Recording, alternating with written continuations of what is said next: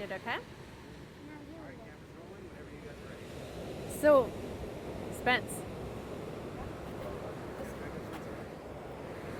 we're gonna sing a Chumash song called Strong Woman song, and I want to dedicate this to Mother Earth because she's the strongest woman that we know.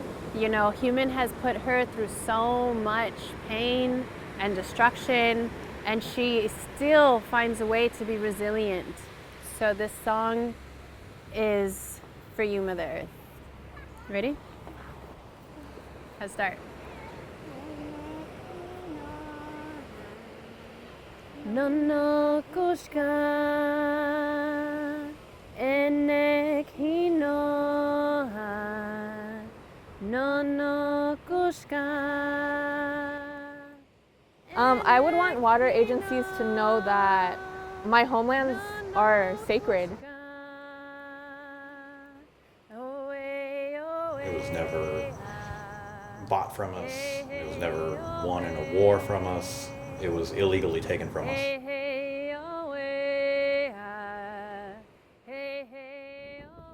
There's a reason why we are called the First Peoples. We've been here for tens of thousands of years. All of us, doesn't matter where you live in America, you are on indigenous land. And in California and in Southern California, the people that are going to hear and watch this video, they're on unceded land.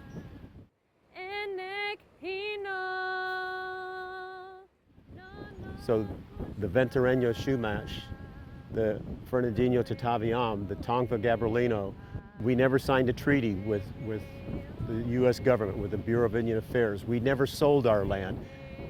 We believe it was taken from us and stolen from us. Hey, hey, away.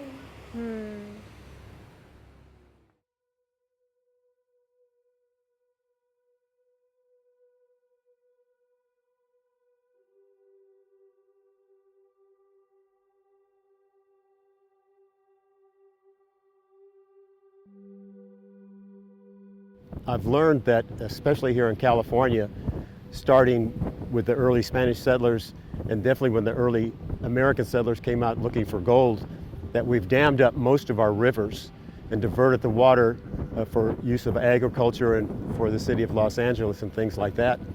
So there are very few free-flowing rivers. I was raised with the understanding of the interconnectedness of us and water. When I was growing up, my grandparents and mother taught my brother and I kind of the emphasis of water is kind of course, one of the most important resources we have. It's incredibly important to us on a resource level, but also just the kind of interconnectedness that they taught us between people and water itself. We depend on water in a way that it's kind of an extension of ourselves. I've been taught in means of respecting water is that water is our relative, to treat water as a living entity, and that water is powerful in so many ways. Water contains an energy, and that energy is what gives us energy. So when you have a relationship with anybody, they take care of you and you take care of them. And so that's part of that reciprocity that we've been taught in having a relationship with water. Water is not just put on this earth to serve our needs, but we also have a responsibility to water, to protect it, respect it, steward it, make sure that we are taking actions that will allow these rivers and creeks that have been here for so long, since time immemorial, to survive. Actually, I kind of think if we don't do that, it's not going to be the rivers and the creeks that don't survive, it's going to be us. I would like to be able to go back to some of our traditional ways of life where we are able to gather our plants, our foods, our medicines. I would like to be able to relearn a lot of those things that I currently don't have that knowledge, And part of the reason I don't have that knowledge is because of the devastation that our environments have encountered. I would describe the condition of waters in my homelands and in Los Angeles County as deplorable. You know, we can't drink from the streams, and we certainly can't drink from the LA or the Santa Ana Wanawanicha River. There's a lot of destruction that has happened to our waters. We have lost our salmon and a lot of our freshwater life.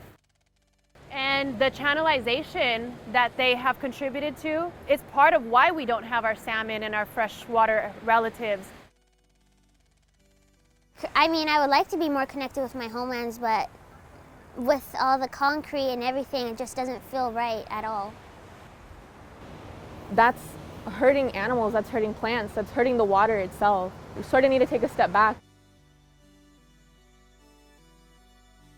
If you do go to gather our plants, that you may be putting yourself into contact with chemicals and pesticides and environmental dangers that most of us don't want to have contact with. And so the river, the way it is today, is a place where we often avoid because of the contamination that seeped into the plants, the animals. Coming into contact with that is dangerous. We are suffering the effects currently of climate change. We are having more prolonged droughts more frequently. And unfortunately, I don't think we've altered our human habits to take into account that fact. Nobody's taking seriously what it's like not to have water. They don't understand how the rest of the world is already dried up, and parts of the Americas, parts of this United States is already drying up. People don't think what it's like. The Dene people do when you have to truck in water just to exist. But that's okay, they're just Indians. They're just Indians.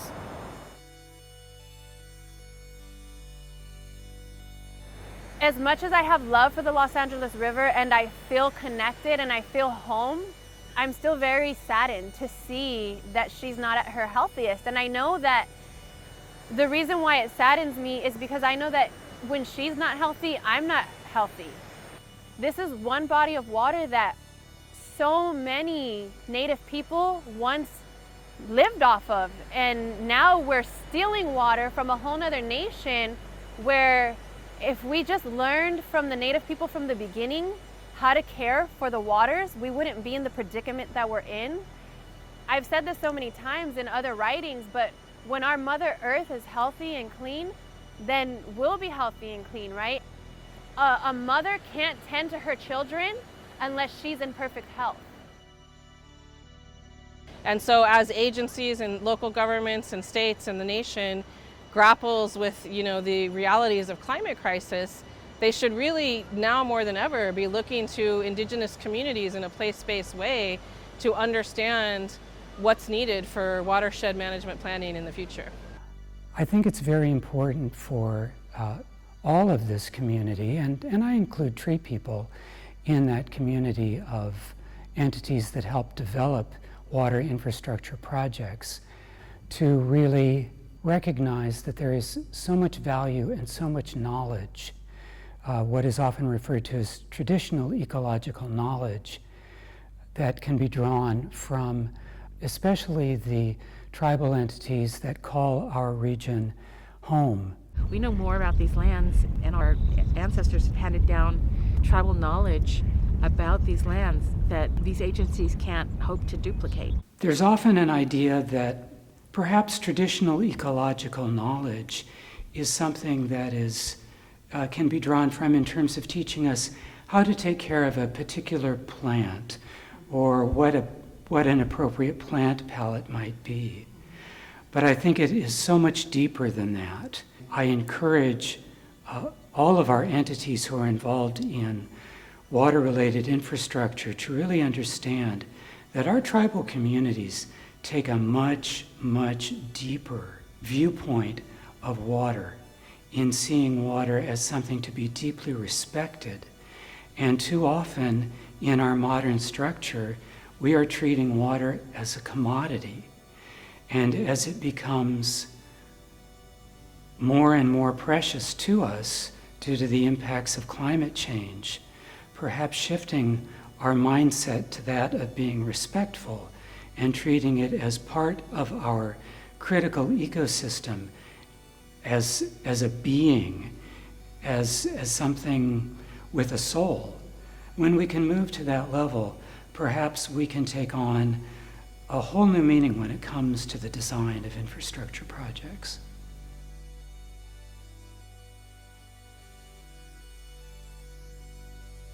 When these organizations and state agencies recognize that we are part of the conversation and not just a number in the back, it makes it really meaningful because it gets rid of that erasure factor. It's like saying, yes, you're here, you exist, and we want to hear what you have to say. But it also allows for Indigenous people to start to feel more comfortable talking to these agencies who have alienated them for so long, who have taken their land, who have done all of these things that have negatively impacted Indigenous people. It makes it hard because there's a lot of negative feelings towards these agencies because of all of that happened in the past. But that shouldn't stop these agencies from still trying to reach out and include us in the conversation. But as we've been experiencing in reality, what this means for some state agencies is invite us to a tribal consultation meeting or roundtable and then check the box and call it a day. We should be beyond the point where agencies think that all they have to do is sit in a room and let us tell them what we want to say, and then they can go off and do what they plan to do in the first place. I think that water agencies are stuck in the past and they think that simply sending an email to a tribal chair is sufficient, but it's not. I'm somewhat annoying to them. Yeah. I'm usually in a lot of meetings and everybody means to do really, really well, only it seems the vocabulary is still archaic to what's happening now. They don't see us as caring, thinking about, praying for the waters and having that be necessary, and that's part of our mandate from Creator. That sounds pretty much a religious rite, you ask me, if this is America, so where's our involvement, really? All these agencies that we're talking about, all these different groups that are going to watch this video, they have very few Chumash, Tataviam, Tongva people working for them. You don't have to understand us, just understand that we understand this place.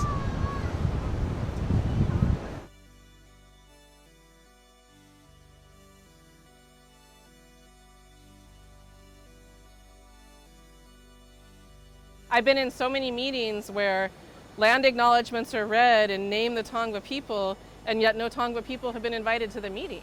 And so there's just such a disconnect there between agencies' very superficial understanding of what working with tribes means and the reality of what that means. The reality is it's hard work.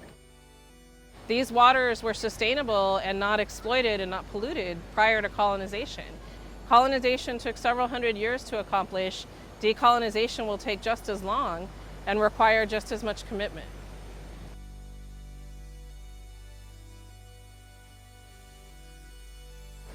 I think it's important for state and local water agencies to use the principles of free, prior, and informed consent that are outlined in the UN Declaration of the Rights of Indigenous Peoples, because that really is the standard moving forward. As a society, as a result of the Me Too movement, we now collectively understand the importance of consent at a much deeper level than I would say even 10 years ago.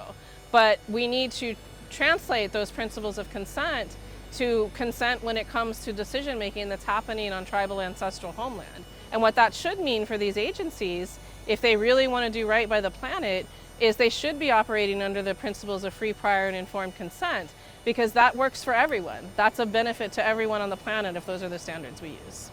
I believe very strongly that we need to be at the table, not as a guest, not as just a citizen, but as a government-to-government relationship. Tribal governments are not just one more stakeholder.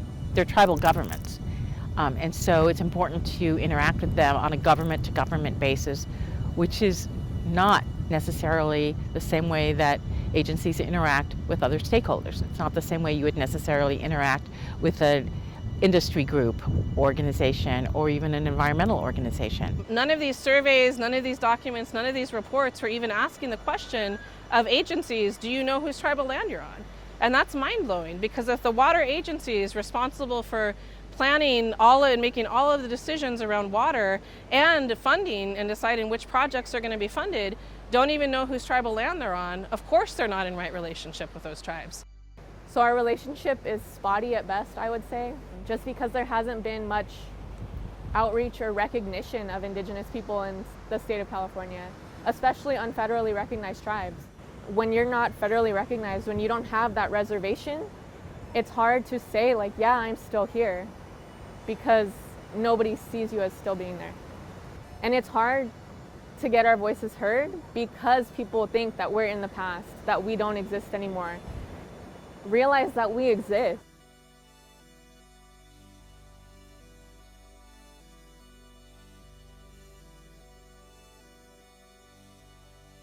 I think that it's really important for us to understand that we always need to be asking, and we always need to be listening, because even those of us who may have the most liberal mindset and the most progressive mindset are probably missing something.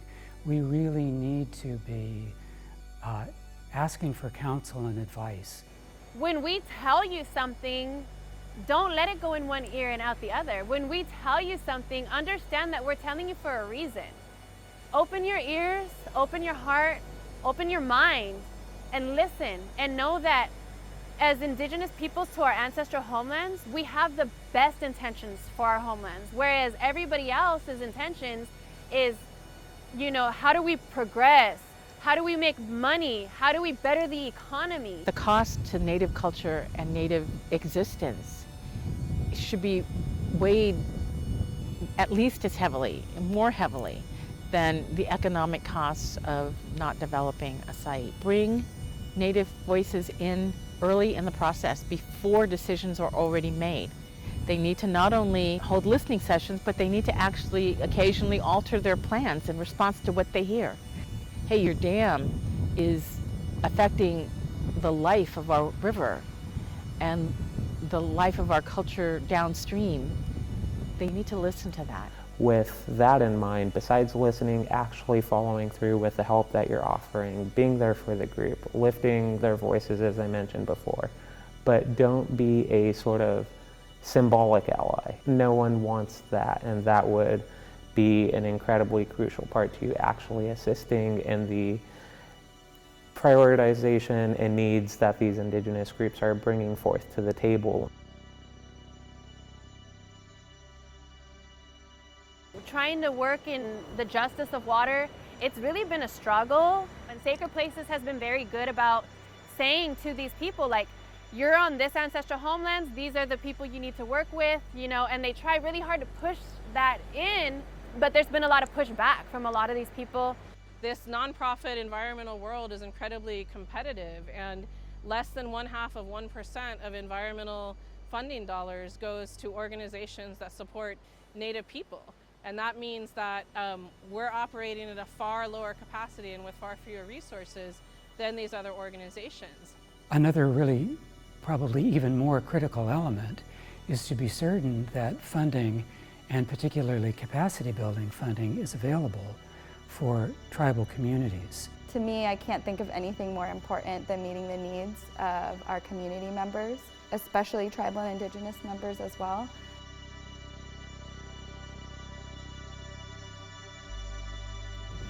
If you're a federally non-recognized tribe, your tribal people are working class people.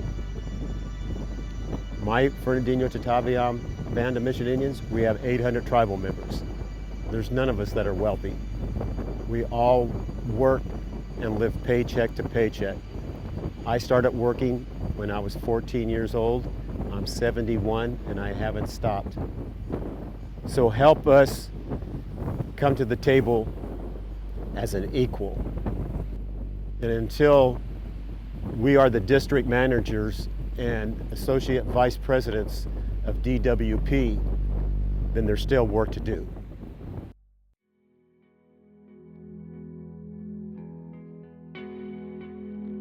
If you go into somebody else's home, you're a guest.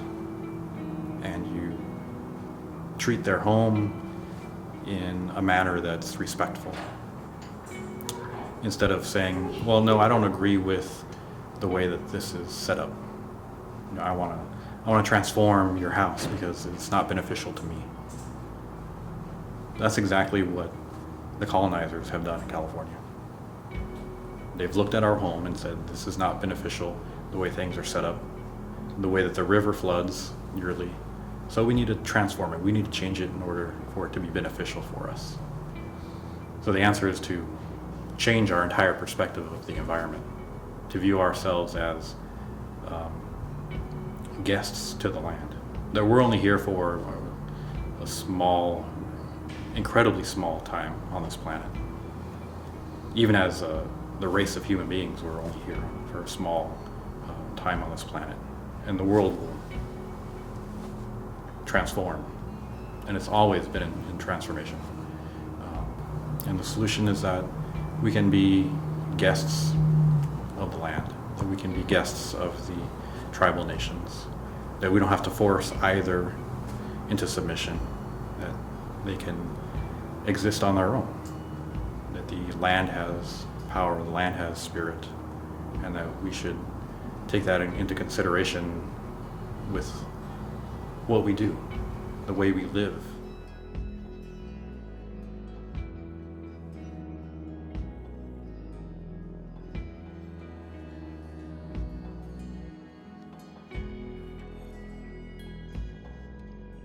I would like to give thanks to the ancestors for the fact that we're still here, our culture is still here, our communities are still here.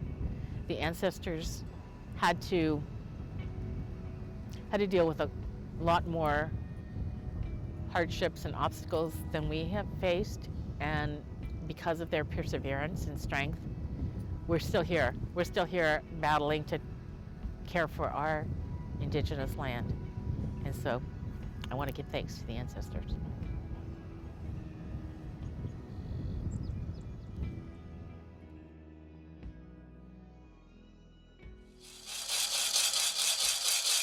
Il napaya,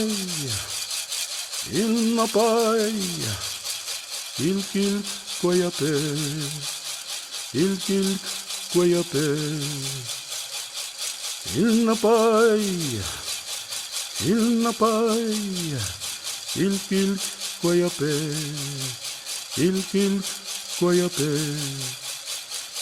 il napaya.